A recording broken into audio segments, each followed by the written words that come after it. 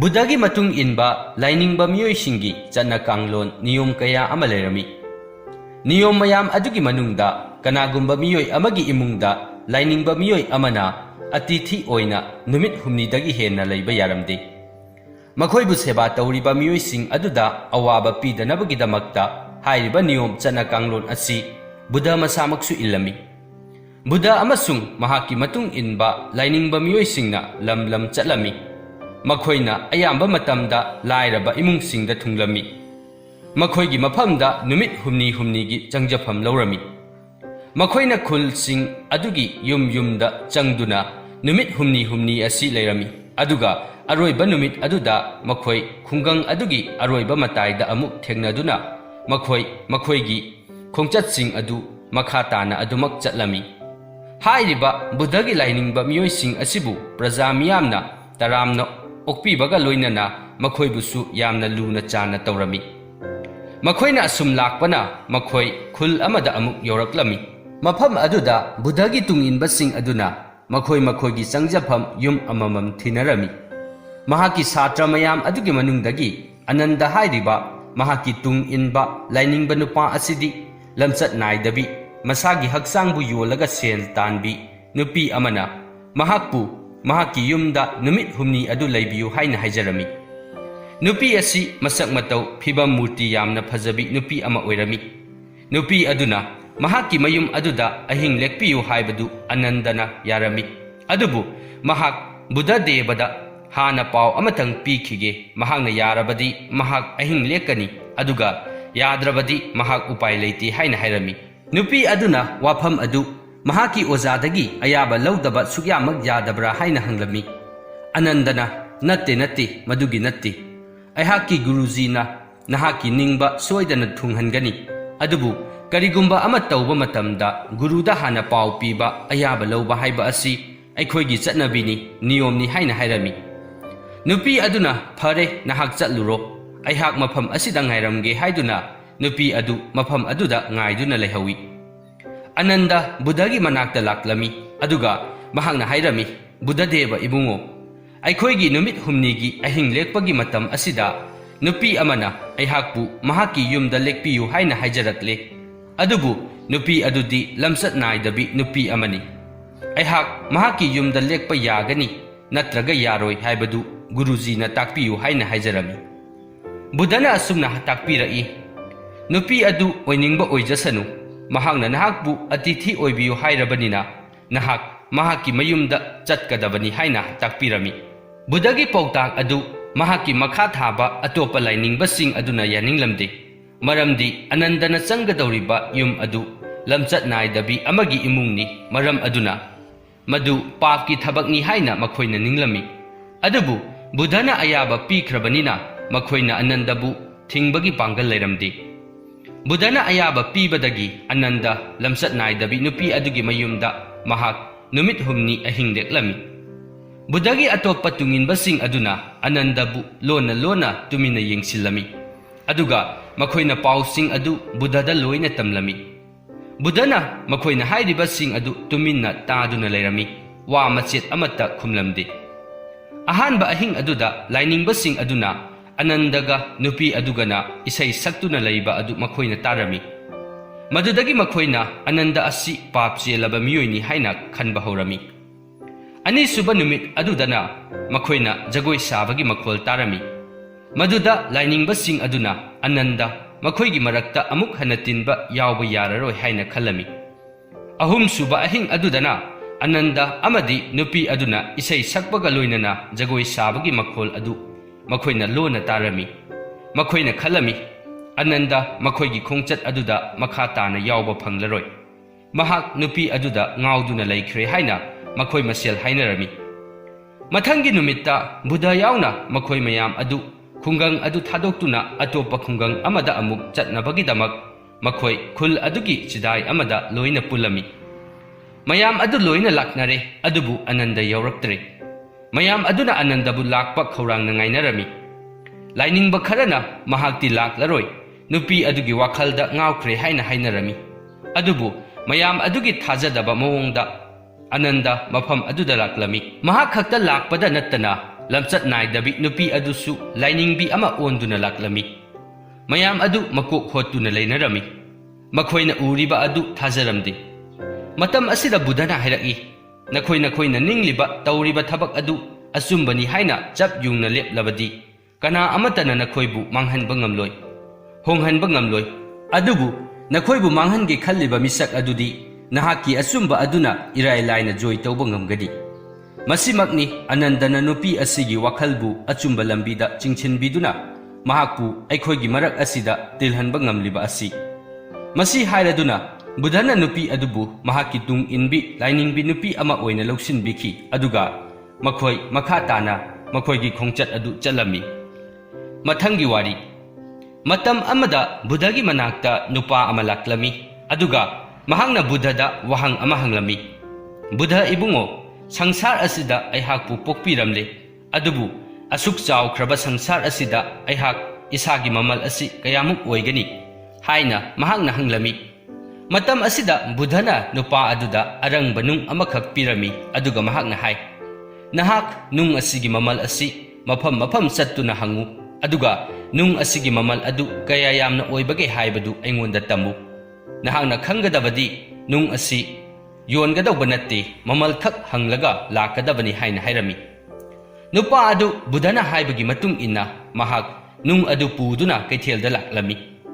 Mahangna hainaw yonba nupa amada mahaki nung adu mahangna mamal kaya piba ngamgani haina hanglami. Hainaw yonba nupa aduna mahaki nung adu yamna phajai nung adu hainaw taraga onasi haina hairami. Nupa aduna nung adu hainaw yonba nupa aduna hairiba mamal adu tasilladuna mahak alu yonba nupa amagi manakta amuk laklami. Aduga mahangna alu yonba nupa aduda nung adugi mamal kaya piba ngamgani haina hairami. Alu yonba nupa aduna nahaki nung asi isam samba nung mande aduna aihakna nahaki nung asigi mamal oina alu bora ama pige haina hairami.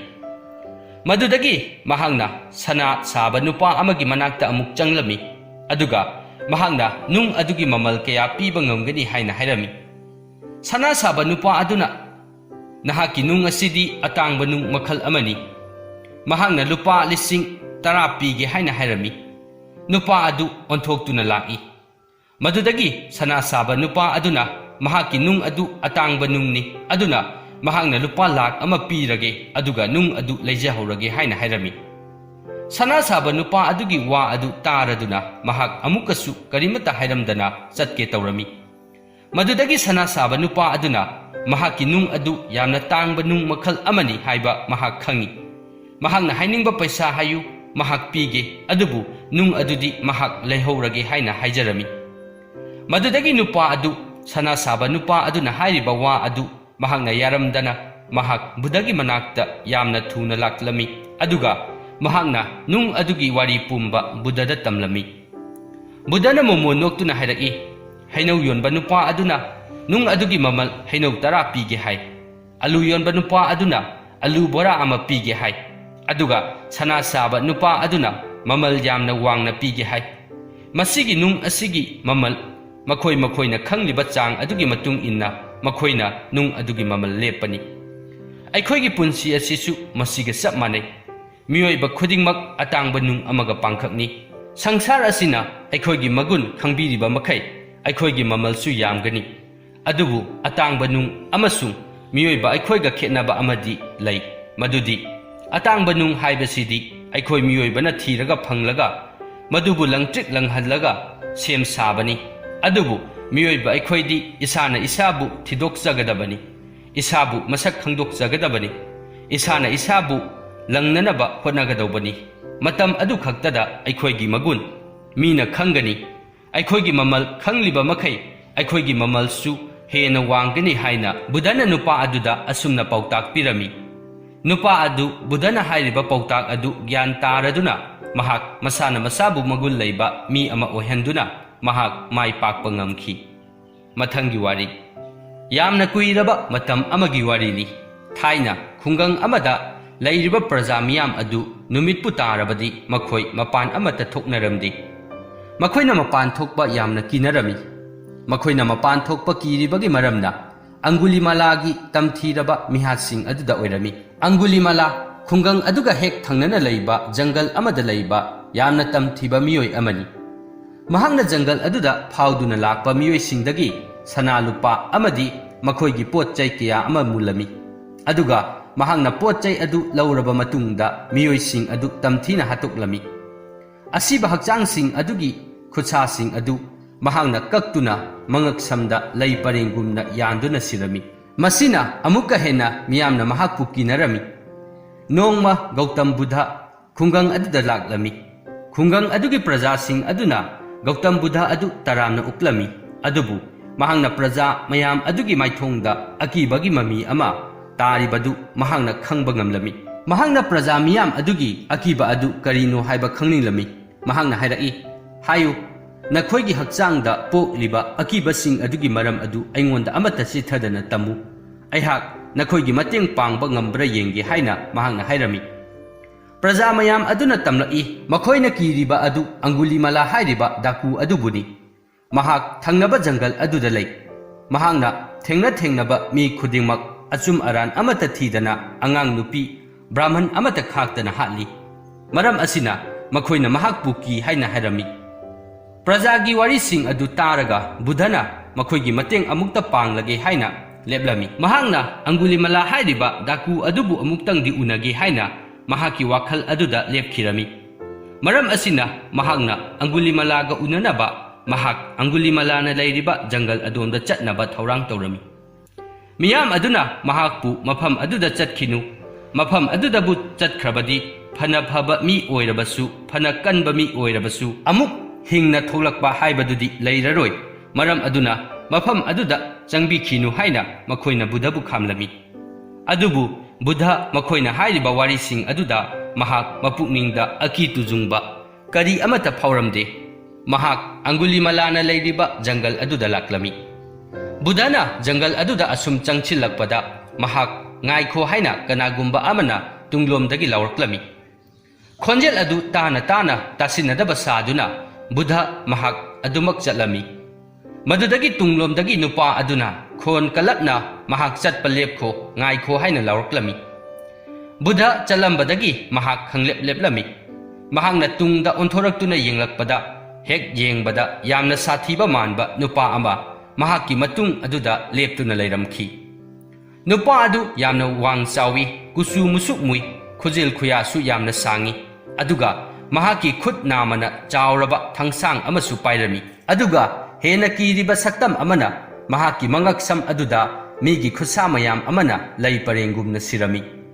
ꯅꯨꯄꯥ ꯑꯁꯤ ꯍꯦꯛ ꯌꯦꯡꯕꯗ ꯍꯤꯡꯆꯥꯕ ꯑꯃꯒꯤ ꯁꯛꯇꯝꯃꯛꯅꯤ꯫ ꯅꯨꯄꯥ ꯑꯗꯨ ꯍꯦꯛ ꯎꯕꯒ ꯕꯨꯗꯙꯅ ꯌꯥꯝꯅ ꯏꯪꯅ ꯇꯞꯅ ꯃꯁꯥꯗ ꯑꯀꯤꯕ ꯑꯃꯠꯇ ꯌꯥꯎꯗꯅ ꯍꯥꯏꯔꯛꯏ, "ꯑꯩꯍꯥꯛꯇꯤ ꯂꯦꯞꯂꯤ꯫ ꯅꯍꯥꯛꯇꯤ ꯀꯔꯝꯕ ꯃꯇꯝꯗ ꯂꯦꯞꯀꯗꯧꯔꯤꯕꯅꯣ?" ꯍꯥꯏꯅ ꯕꯨꯗꯙꯅ ꯍꯪꯉꯛꯏ꯫ ꯑꯪꯒꯨꯂꯤꯃꯥꯂꯥꯅ ꯕꯨꯗꯙꯒꯤ ꯃꯥꯏꯊꯣꯡ ꯑꯗꯨꯗ ꯍꯦꯛ ꯌꯦꯡꯕꯗ ꯃꯍꯥꯛꯀꯤ ꯃꯥꯏꯊꯣꯡ ꯑꯗꯨꯗ ꯑꯀꯤꯕ ꯃꯆꯦꯠ ꯑꯃꯠꯇꯒꯤ ꯃꯃꯤ ꯇꯥꯗꯅ ꯌꯥꯝꯅ ꯏꯪꯅ ꯇꯞꯅ ꯂꯩꯔꯝꯕ ꯑꯗꯨ ꯃꯍꯥꯛꯅ ꯎꯔꯝꯃꯤ꯫ ꯖꯪꯒꯜ ꯑꯗꯨꯗ ꯐꯥꯎꯗꯨꯅ ꯂꯥꯛꯄ ꯃꯤꯑꯣꯏ ꯄꯨꯝꯅꯃꯛ ꯑꯪꯒꯨꯂꯤꯃꯥꯂꯥ ꯍꯦꯛ ꯎꯕꯗ ꯃꯁꯥ ꯑꯗꯨ ꯀꯤꯕꯅ ꯊꯛ ꯊꯛ ꯅꯤꯛꯅꯕ ꯉꯥꯛꯇꯅꯤ꯫ ꯕꯨꯗꯙꯒꯤ ꯏꯪ ꯇꯞꯄ ꯁꯛꯇꯝ ꯑꯗꯨ ꯎꯔꯒ ꯑꯪꯒꯨꯂꯤꯃꯥꯂꯥꯅ ꯍꯥꯏꯔꯛꯏ, "ꯍꯦ ꯂꯥꯏꯅꯤꯡꯕ ꯅꯨꯄꯥ, ꯅꯍꯥꯛ ꯃꯐꯝ ꯑꯁꯤꯗ ꯂꯥꯛꯂꯤꯕ ꯑꯁꯤ ꯑꯩꯍꯥꯛꯄꯨ ꯍꯦꯛ ꯎꯕꯗ ꯑꯀꯤꯕ ꯐꯥꯎꯗꯕꯔꯥ? ꯌꯦꯡꯉꯨ, ꯑꯩꯍꯥꯛꯀꯤ ꯉꯛꯁꯝꯗ ꯌꯥꯜꯂꯤꯕ ꯑꯁꯤ ꯏꯆꯝ ꯆꯝꯕ ꯂꯩ ꯄꯔꯦꯡ ꯑꯃ ꯅꯠꯇꯦ꯫ ꯑꯩꯍꯥꯛꯅ ꯃꯤꯑꯣꯏ ꯀꯌꯥ ꯑꯃ ꯍꯥꯠꯂꯕ ꯃꯇꯨꯡꯗ ꯃꯈꯣꯏꯒꯤ ꯈꯨꯠꯁꯥꯁꯤꯡ ꯑꯗꯨ ꯑꯩꯍꯥꯛꯅ ꯀꯛꯊꯠꯇꯨꯅ ꯌꯥꯜꯂꯤꯕꯅꯤ" ꯍꯥꯏꯅ ꯍꯥꯏꯔꯝꯃꯤ꯫ ꯕꯨꯗꯙꯅ ꯌꯥꯝꯅ ꯏꯪꯅ ꯇꯞꯅ ꯄꯥꯎꯈꯨꯝ ꯄꯤꯔꯛꯏ, "ꯑꯩꯍꯥꯛꯇꯤ ꯅꯪꯉꯣꯟꯗ ꯀꯔꯤꯒꯤ ꯀꯤꯒꯅꯤ? ꯀꯤꯕ ꯍꯥꯏꯕ ꯑꯁꯤꯗꯤ ꯌꯥꯝꯅ ꯁꯛꯇꯤ ꯂꯩꯕ, ꯃꯇꯤꯛ ꯃꯒꯨꯟ ꯆꯦꯟꯕ ꯃꯤꯗ ꯀꯤꯒꯗꯕꯅꯤ." ꯕꯨꯗꯙꯒꯤ ꯋꯥꯍꯩꯁꯤꯡ ꯑꯗꯨ ꯇꯥꯔꯒ ꯑꯪꯒꯨꯂꯤꯃꯥꯂꯥ ꯌꯥꯝꯅ ꯀꯟꯅ ꯅꯣꯛꯂꯝꯃꯤ꯫ ꯑꯗꯨꯒ ꯍꯥꯏꯔꯛꯏ, "ꯅꯍꯥꯛꯅ ꯍꯥꯏꯔꯤꯕ ꯑꯁꯤ ꯑꯩꯍꯥꯛ ꯁꯛꯇꯤ ꯂꯩꯇꯦ, ꯄꯥꯡꯒꯟ ꯀꯟꯗꯦ ꯑꯁꯤꯔꯥ? ꯅꯍꯥꯛꯅ ꯈꯪꯒꯗꯕꯗꯤ ꯑꯩꯍꯥꯛ ꯑꯃꯨꯛꯇꯗ ꯃꯤꯑꯣꯏ 10ꯒꯤ ꯃꯉꯛ ꯀꯛꯇꯨꯅ ꯍꯥꯠꯄ ꯉꯝꯕ ꯃꯤꯑꯣꯏꯅꯤ" ꯍꯥꯏꯅ ꯌꯥꯝꯅ ꯆꯥꯎꯊꯣꯛꯅ ꯅꯥꯄꯜ ꯑꯃꯒ ꯂꯣꯏꯅꯅ ꯍꯥꯏꯔꯝꯃꯤ꯫ ꯕꯨꯗꯙꯅ ꯑꯪꯒꯨꯂꯤꯃꯥꯂꯥꯗ ꯃꯨꯟꯅ ꯌꯦꯡꯂꯝꯃꯤ ꯑꯗꯨꯒ ꯍꯥꯏꯔꯛꯏ, "ꯅꯍꯥꯛꯅ ꯇꯧꯕ ꯉꯝꯕ ꯃꯤ ꯑꯣꯏꯔꯒꯗꯤ ꯅꯍꯥꯛꯀꯤ ꯅꯃꯥꯡ ꯑꯗꯨꯗ ꯍꯧꯔꯤꯕ ꯎ ꯑꯗꯨꯗꯒꯤ ꯎꯅꯥ 3ꯈꯛ ꯊꯠꯇꯨꯅ ꯄꯨꯔꯛꯎ" ꯍꯥꯏꯅ ꯍꯥꯏꯔꯝꯃꯤ꯫ ꯑꯪꯒꯨꯂꯤꯃꯥꯂꯥꯅ ꯎ ꯄꯥꯝꯕꯤ ꯑꯗꯨꯗꯒꯤ ꯃꯅꯥ 3ꯈꯛ ꯁꯠ ꯍꯦꯛꯇꯨꯅ ꯄꯨꯔꯛꯏ꯫ ꯑꯗꯨꯒ ꯕꯨꯗꯙꯗ ꯍꯥꯏꯔꯛꯏ, "ꯁꯤꯕꯨ ꯀꯌꯥꯃꯨꯛ ꯌꯥꯝꯅ ꯂꯨꯕ ꯊꯕꯛꯅꯣ? ꯎꯅꯥ ꯑꯁꯤ ꯍꯦꯛꯄ ꯑꯁꯤ ꯄꯦꯟꯗ꯭ꯔꯒ ꯎ ꯄꯥꯝꯕꯤ ꯑꯁꯤ ꯑꯣꯏꯅ ꯐꯨꯛꯇꯨꯅ ꯄꯨꯔꯛꯎ ꯍꯥꯏꯕ꯭ꯔꯥ?" ꯍꯥꯏꯅ ꯑꯪꯒꯨꯂꯤꯃꯥꯂꯥꯅ ꯕꯨꯗꯙꯗ ꯍꯥꯏꯔꯛꯏ꯫ ꯕꯨꯙꯅ ꯑꯃꯨꯛ ꯍꯥꯏꯔꯛꯏ, ꯅꯠꯇꯦ, ꯅꯍꯥꯛ ꯎ ꯄꯥꯝꯕꯤ ꯑꯗꯨ ꯐꯨꯛꯇ꯭ꯔꯕꯁꯨ ꯌꯥꯔꯦ. ꯅꯍꯥꯛꯅ ꯌꯥꯝꯅ ꯇꯧꯕ ꯉꯝꯕ ꯃꯤ ꯑꯃ ꯑꯣꯏꯔꯕꯗꯤ ꯅꯍꯥꯛꯅ ꯍꯧꯖꯤꯛꯇ ꯍꯦꯛꯂꯛꯂꯤꯕ ꯎꯅꯥ 3 ꯑꯗꯨ ꯍꯥꯟꯅꯒꯤ ꯃꯇꯧꯒꯨꯝꯅ ꯎ ꯄꯥꯝꯕꯤ ꯑꯁꯤꯗ ꯑꯃꯨꯛ ꯄꯥꯜꯍꯜꯂꯨ ꯍꯥꯏꯅ ꯍꯥꯏꯔꯝꯃꯤ. ꯕꯨꯙꯒꯤ ꯋꯥꯍꯩꯁꯤꯡ ꯑꯗꯨ ꯇꯥꯔꯒ ꯑꯪꯒꯨꯂꯤꯃꯥꯂꯥꯅ ꯁꯥꯎꯅ ꯍꯥꯏꯔꯛꯏ, ꯀꯔꯤ ꯍꯥꯏꯕ ꯕ꯭ꯔꯥꯍꯃꯟ, ꯍꯦꯛꯇꯣꯛꯈ꯭ꯔꯕ ꯎꯅꯥ ꯑꯁꯤꯕꯨ ꯑꯃꯨꯛ ꯍꯟꯅ ꯃꯇꯧ ꯀꯔꯝꯅ ꯎ ꯑꯁꯤꯗ ꯑꯃꯨꯛ ꯄꯥꯜꯍꯟꯒꯅꯤ? ꯅꯍꯥꯛꯀꯤꯁꯤ ꯑꯩꯕꯨ ꯎꯁꯤꯠꯇ꯭ꯔꯤꯕ꯭ꯔꯥ ꯍꯥꯏꯅ ꯁꯥꯎꯅ ꯂꯥꯎꯔꯛꯏ. ꯕꯨꯙꯅ ꯍꯥꯏꯔꯛꯏ, ꯅꯍꯥꯛꯅ ꯁꯛꯇꯤ ꯂꯩ ꯍꯥꯏꯔꯤꯕ ꯑꯗꯨ ꯀꯗꯥꯏꯗ ꯂꯩꯔꯤꯕꯅꯣ? ꯅꯍꯥꯛꯅ ꯁꯦꯝꯖꯤꯟ ꯁꯥꯖꯤꯟꯕ ꯉꯝꯗ꯭ꯔꯕ ꯃꯤꯑꯣꯏꯕꯒꯤ ꯄꯨꯟꯁꯤꯕꯨ ꯀꯛꯊꯠꯇꯨꯅ ꯃꯥꯡꯍꯟꯕꯒꯤ ꯍꯛ ꯅꯪꯉꯣꯟꯗ ꯀꯅꯥꯅ ꯄꯤꯕꯒꯦ? ꯕꯨꯙꯒꯤ ꯋꯥꯍꯩꯁꯤꯡ ꯑꯗꯨ ꯇꯥꯔꯨꯕꯗꯒꯤ ꯑꯪꯒꯨꯂꯤꯃꯥꯂꯥ ꯃꯍꯥꯛꯀꯤ ꯃꯄꯨꯛꯅꯤꯡꯗ ꯋꯥꯈꯜ ꯑꯃ ꯈꯜꯂꯛꯂꯝꯃꯤ. ꯈꯪꯗꯕ ꯁꯛꯇꯤ ꯑꯃꯅ ꯃꯍꯥꯛꯀꯤ ꯄꯨꯛꯅꯤꯡ ꯋꯥꯈꯜ ꯑꯗꯨ ꯍꯣꯡꯍꯟꯈꯤꯕꯒꯨꯝ ꯇꯧꯔꯝꯃꯤ. ꯃꯍꯥꯛ ꯕꯨꯙꯅ ꯍꯥꯏꯔꯤꯕ ꯋꯥꯍꯩꯁꯤꯡ ꯑꯗꯨ ꯃꯈꯥ ꯇꯥꯅ ꯇꯥꯔꯝꯃꯤ. ꯃꯉꯣꯟꯗꯒꯤ ꯍꯦꯟꯅ ꯁꯛꯇꯤ ꯂꯩꯕ ꯀꯔꯤꯒꯨꯝꯕ ꯈꯔꯗꯤ ꯂꯩꯔꯝꯒꯅꯤ ꯍꯥꯏꯅ ꯃꯍꯥꯛꯀꯤ ꯋꯥꯈꯜꯗ ꯐꯥꯎꯔꯛꯂꯝꯃꯤ. ꯃꯍꯥꯛ ꯇꯞꯅ ꯇꯞꯅ ꯋꯥꯈꯜ ꯂꯥꯛꯂꯝꯃꯤ. ꯃꯍꯥꯛꯅ ꯕꯨꯙꯒꯤ ꯃꯈꯣꯡ ꯄꯥꯏꯗꯨꯅ ꯈꯨꯔꯨꯝꯖꯔꯝꯃꯤ. ꯑꯗꯨꯒ ꯃꯍꯥꯛꯅ ꯍꯥꯏꯖꯔꯛꯏ, ꯍꯦ ꯂꯥꯏꯅꯤꯡꯕ ꯏꯕꯨꯡꯉꯣ, ꯉꯁꯤꯗꯤ ꯑꯩꯍꯥꯛꯀꯤ ꯁꯛꯇꯤ ꯄꯨꯝꯕ ꯃꯥꯡꯈꯤꯕꯒꯨꯝ ꯇꯧꯔꯦ. ꯅꯍꯥꯛꯄꯨ ꯑꯩꯍꯥꯛꯅ ꯍꯥꯟꯅ ꯊꯦꯡꯅꯖꯔꯝꯂꯕꯗꯤ ꯑꯩꯍꯥꯛꯀꯤ ꯄꯨꯟꯁꯤ ꯑꯁꯤ ꯑꯁꯨꯝꯅ ꯑꯣꯏꯔꯝꯂꯣꯏ. ꯏꯕꯨꯡꯉꯣ, ꯅꯍꯥꯛꯀꯤ ꯑꯆꯨꯝꯕꯒꯤ ꯂꯝꯕꯤ ꯑꯗꯨꯗ ꯅꯅꯥꯏꯕꯨ ꯑꯃꯨꯛꯇ ꯄꯨꯁꯤꯟꯕꯤꯌꯨ ꯍꯥꯏꯅ ꯍꯥꯏꯖꯔꯝꯃꯤ.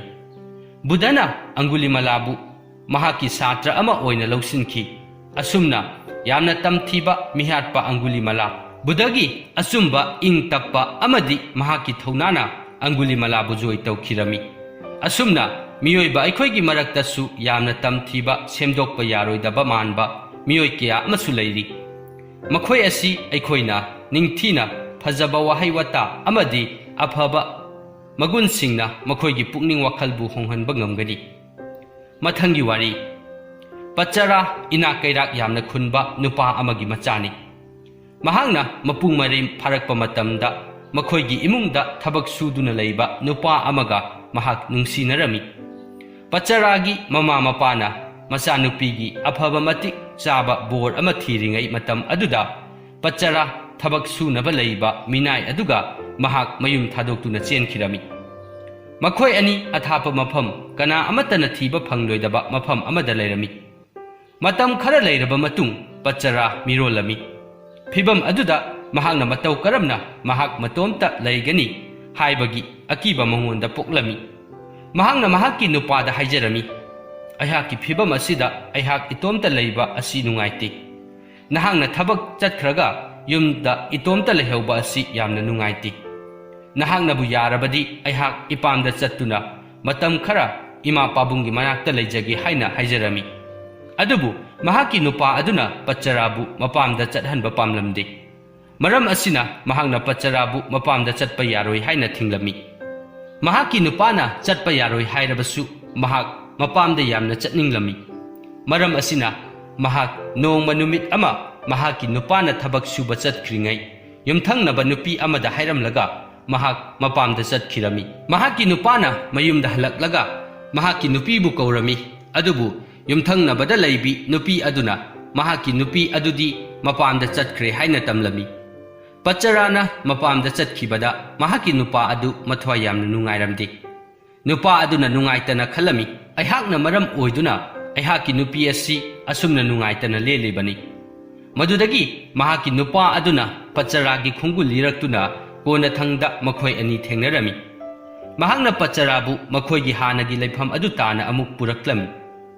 ꯃꯇꯝ ꯈꯔ ꯂꯩꯔꯕ ꯃꯇꯨꯡ ꯄꯆꯔꯥ ꯃꯆꯥꯅꯨꯄꯥ ꯑꯃ ꯐꯪꯖꯔꯝꯃꯤ. ꯃꯇꯝ ꯈꯔ ꯃꯍꯥꯛ ꯃꯆꯥ ꯑꯃꯗꯤ ꯃꯄꯨꯔꯣꯏꯕꯒ ꯂꯣꯏꯅꯅ ꯅꯨꯡꯉꯥꯏꯅ ꯂꯦꯜꯂꯝꯃꯤ. ꯃꯇꯝ ꯈꯔ ꯂꯩꯔꯕ ꯃꯇꯨꯡ ꯄꯆꯔꯥ ꯑꯃꯨꯛꯀꯁꯨ ꯃꯍꯥꯛ ꯃꯤꯔꯣꯜꯂꯝꯃꯤ. ꯃꯇꯝ ꯑꯗꯨꯗꯗꯤ ꯃꯍꯥꯛꯀꯤ ꯅꯨꯄꯥꯅ ꯃꯍꯥꯛꯄꯨ ꯃꯄꯥꯝꯗ ꯆꯠꯄꯗ ꯑꯌꯥꯕ ꯄꯤꯕꯤꯔꯝꯃꯤ. ꯄꯆꯔꯥ ꯑꯃꯗꯤ ꯃꯍꯥꯛꯀꯤ ꯅꯨꯄꯥꯅ ꯃꯍꯥꯛꯀꯤ ꯃꯄꯥꯝꯗ ꯂꯥꯛꯄ ꯃꯇꯝ ꯑꯗꯨꯗ ꯅꯣꯡꯂꯩ ꯅꯨꯡꯁꯤꯠ ꯌꯥꯝꯅ ꯀꯟꯕ ꯑꯃ ꯊꯦꯡꯅꯔꯝꯃꯤ. ꯄꯆꯔꯥꯅ ꯃꯍꯥꯛꯀꯤ ꯅꯨꯄꯥ ꯑꯗꯨꯗ ꯃꯈꯣꯏ ꯃꯐꯝ ꯑꯗꯨꯗ ꯂꯩꯕ ꯌꯥꯕ ꯃꯐꯝ ꯑꯃꯇꯪ ꯊꯤꯔꯛꯎ ꯍꯥꯏꯗꯨꯅ ꯃꯍꯥꯛꯀꯤ ꯅꯨꯄꯥ ꯑꯗꯨ ꯊꯥꯈꯤꯔꯝꯃꯤ. ꯃꯍꯥꯛꯀꯤ ꯅꯨꯄꯥ ꯑꯗꯨꯅ ꯃꯈꯣꯏꯅ ꯂꯩꯕ ꯌꯥꯕ ꯃꯐꯝ ꯑꯃ ꯑꯁꯨꯝ ꯊꯤꯔꯛꯄꯗ ꯃꯍꯨ ꯄꯨꯕ ꯂꯤꯟ ꯑꯃ ꯊꯦꯡꯅꯔꯝꯃꯤ. ꯂꯤꯟ ꯑꯗꯨꯅ ꯆꯤꯛꯄꯗ ꯃꯍꯥꯛ ꯈꯨꯗꯛ ꯑꯗꯨꯗ ꯃꯐꯝ ꯑꯗꯨꯗ ꯁꯤꯗꯨꯅ ꯇꯥꯔꯝꯃꯤ. ꯁꯣꯝꯗꯅ ꯄꯆꯔꯥ ꯃꯍꯥꯛꯀꯤ ꯃꯄꯨꯔꯣꯏꯕ ꯂꯥꯛꯄ ꯉꯥꯏꯗꯨꯅ ꯂꯩꯔꯝꯃꯤ. ꯄꯆꯔꯥ ꯃꯍꯥꯛꯀꯤ ꯐꯤꯚꯝ ꯍꯦꯟꯅ ꯂꯨꯁꯤꯜꯂꯛꯂꯝꯃꯤ. ꯑꯗꯨꯕꯨ ꯃꯍꯥꯛꯅ ꯊꯧꯅꯥ ꯐꯅ ꯃꯐꯝ ꯑꯗꯨꯗ mahangna atopa macha ama amuk unarami. Masigi matung Pacharana thona phana mahaki araiba pangal pumba khomgattuna mahangna mahaki machanupa amadi pokpada ngairiba machanupa adu puduna mahak mapuroibagi khongul liraklami. Mahangna mapuroibabu asum thirakpada mapuroiba adu mongsong amada siduna taduna leiramba adu mahangna thengnarami. Mapuroibagi thawai yaudraba haksang adu konduna pumnamak asi mahangna mapam chatningbadagi thokiba thodok ngaktani khanduna mahangna ningamdana kaplami. Mapuroibana sikrabada Pachara mama mapa nattana mahaki kana amata leiramde. Maram asina mahak masa ani adubu puduna mapamda mama mapagi manak tana laklami. Mahangna mapamda lakpa aduda makhoi chauraba turel ama lanba tarami. Pikliba angang ani adu puduna mahangna turel adu landuna chatpa haibasi oithoklamdi. Maram asina mahangna mahaki pokpada ngairiba masa adu puduna turel adu lanthoklami. Mahangna turel mapal aduda pikliba mahaki machanupa adu phi amana yomsinduna thamlami. Aduga turel wangmada leihoriba machanupa ahal adu amuk lauba laklami. Mahangna turel adugi mayai yorakpa adwaida turel mapanda leihoriba mahaki pikliba machanupa adu chauraba langja amana chenduna puge haina hotnariba adu mahangna urami. Mahangna yamna kanna lauduna langja adubu tanthokna hotnarami. Adubu mahangna laujariba adu aremba tarami. Langja aduna angang adu chenduna pukirami. Mamana lauba adu taraga machanupa ahal aduna mahak pu kauriboi ningduna turel aduda mahak thuna kumtharaklami. Turel adugi ichel adu kanman khibana angang adusu ising aduna chenthakirami. Khudak aduda macha animak amata kanba ngamhodana mangkhiba aduda Pachara khangba ngamdana law khongduna kaplami. Phana kuina kaplaba matung mahak mapamda chatpa natana upai leiti khanduna mahak mama mapagi mayumda laklami. Mahangna mayumlomda asum lakpa matamda thengnaba miyoi amada mahaki mapamlomgi maramda hanglami. Miyoi aduna hairakhi thodok amana maram oiraga mahaki mama mapa machin manau loina sikre haina tamlami. Madudagi mahak gyan adumak mangkhirami. Mahangna mikap tholakpa adudadi mahak angaubiga pangkhak oirami. Mahak mafi marol ningthina setkani kawkhre chaba thakpa mathong maram amatta khangkhidre. Mahak tasengna angaubiga pangkhak oirami. Aigi nupa sikre isa amana langjana chenkhre aduga atopa isa amaduna turelda tawthakre. Aigi imung manungsu loina sikre haiduna mahangna sumna sola soladuna mahak lam amadagi lam amada angaubigi matawgum chatlami. Mahaki mataw aduda miyamna mahakpu chai ngangduna tanthoklami. Nongma mahangna leiriba mafam aduda Gautam Buddha laklami. Mafam adugi miyamsing aduna Buddhagi pautaksing adu tagadabagi mafam aduda loinamak laklami. Mafam adu miyamna tilami. Mayamgi marak aduda Pachara su yaurami. Pacharana phi setni setloi mathong maram khangdana angaubigi matawgumna miyamgi marak aduda leiba aduda mayamna mahakpu angaubini haiduna mafam adudagi tanthoknaba hotnarami. Mataw adu uraduna Buddhana miyam adubu khamlami aduga bahangna nupi adubu mahaki manakta kausilami. Pacharana Buddhagi manak yausilakpa aduda Buddhana hairaki ibema nahangna setliba phirol adu ningthina cheksinna setlu. Buddhagi wahai adu taabada Pachara masada ikaiba ama phauroklami. Manakta lairamba miyoi amana phi ama pisinduna Pacharagi masa adubu kupsinbirami. Pacharana Buddhabu ngaihak munna yenglami aduga yamna kanna kapladuna hairaki. Aigi nupana linna chiktuna sikre isa ahal aduna isingda lukre isa nupa pokpada ngairiba aduna langjana chienkre. Aigi ima ipasu loina sikre makhoigi mathau mangam phauba yauba ngamkhidre. Hojik aihak kari tawgani Buddhana ibema nahak ka hena warunu nahak sumangai aikhoi khudingmak asiba haibaduna laklabada kana amatana nanthokutuna chatpa ngamloi. Buddhagi wahaising adu taabada mahak awaba kharadi koklami. Madudagi mahak Buddhagi mafamda changjakhi. Buddha devana mahakpu mahaki sebok ama oina lausinbikhi. Miyoibagi punsi mamal jamlaba pautak kaya ama taraba matungda Pachara mangonda phauramba awaba nungaitaba mayam adu tapna tapna kauthokpa horakhi. Mahangna nungtigi dhyan tawrami. Madudagi mahak dhyan tawba yamna pukning lupsinkhirami.